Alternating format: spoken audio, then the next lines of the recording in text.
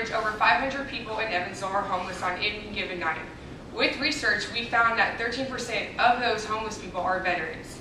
Hello, my name is Lauren Springhetti. I'm Greg Wood. I'm Landon. And I'm Trey Williams. And we'll be talking about the Rise Up program.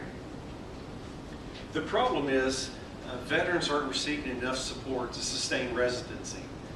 To sustain residency, you need some type of income, whether it's military benefits, some type of VA benefits, Social Security, or in most cases, most of our veterans have a job to sustain residency. That's how they do it. Well, everything is fine unless you lose that job. And if you don't have another job lined up, you don't have money in savings, you can quickly run through some money and you can become homeless. And the problem with that in the Evansville area is Lucas Place 2 is the primary place for veterans to go, and the wait list can be anywhere from 3 months to a year for a wait list. So that's the primary place.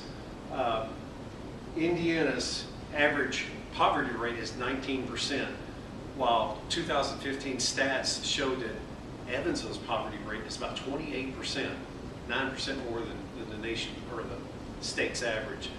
Well, this is really overburdened and overutilized some of the community service programs in the Evansville area. And with Evansville's budget woes in recent years, a lot of community service programs have had budgeting cut and in some cases entirely eliminated. So this has really got things in a bind. Research also shows, this is a research per United Carrying Shelter, that on average, a homeless person costs the taxpayers $35,000 a year. And this is due to extra law enforcement, medical visits, emergency room visits, and that sort of thing. That's over $2 million annually. We recently went to the United Carrying Shelter in search of veterans to talk to, and we came across Bill.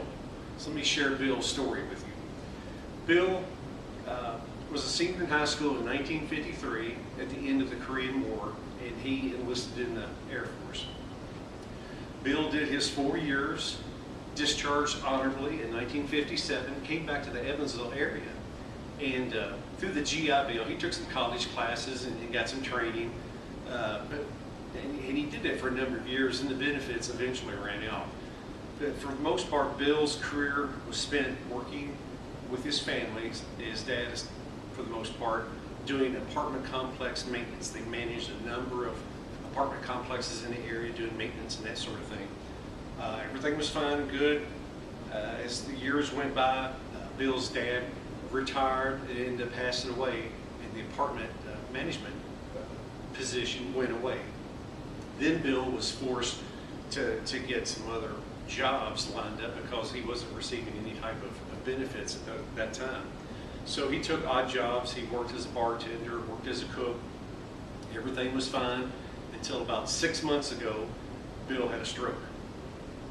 Well, he was admitted to Deaconess Hospital, spent quite a bit of time in there. The stroke was so bad, he had to learn how to walk again, speak again. So he was out of commission for several months. In the meantime, he lost his home, lost everything. So when he was discharged from the hospital, he went to United Carrying Shelter, was in their medical respite unit for a little while. After that, he had nowhere to go. Didn't have any family in the area, so Bill was basically homeless. Like I said, he didn't have any family, so he's now been at the United Carrying Shelter for 5 weeks.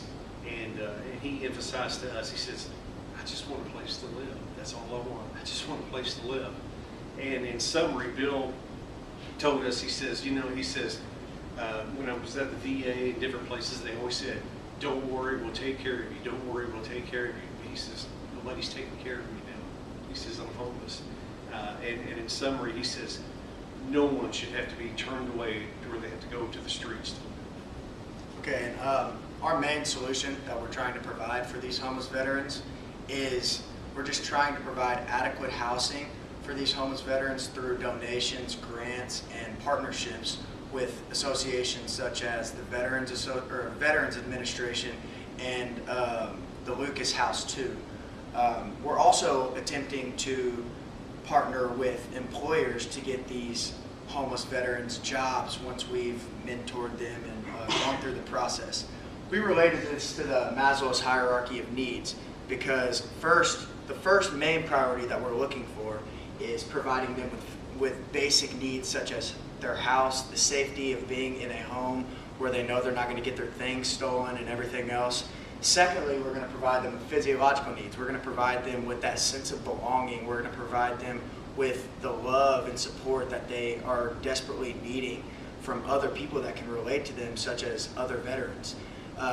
Through this whole long process that we're going through, we're hoping that we can reach this final stage of the Maslow's hierarchy of needs to self-actualization, to where they can actually implement the things that they've learned from us into society and maintain a sustainable life of their own.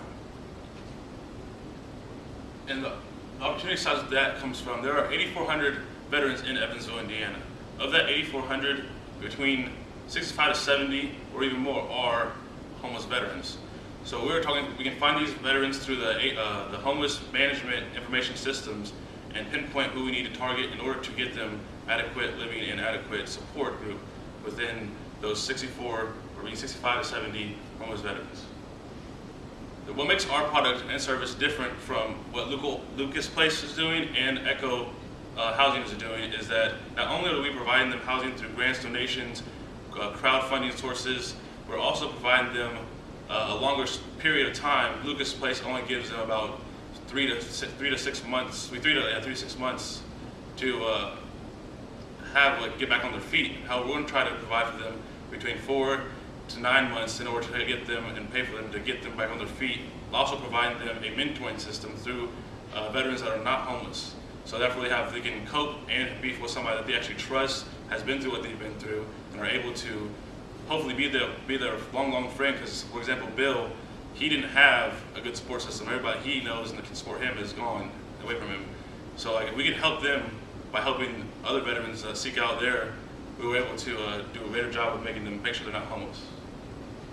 And finally, for the value proposition of the Rise Up program, for homeless veterans that aren't receiving adequate housing and they're not receiving the adequate resources, the Rise Up program is going to provide them with housing. It's going to provide them with a battle buddy that's going to act as an ally or a friend that's going to eventually lead them out of their homelessness. Thank you. All right. Thanks, guys.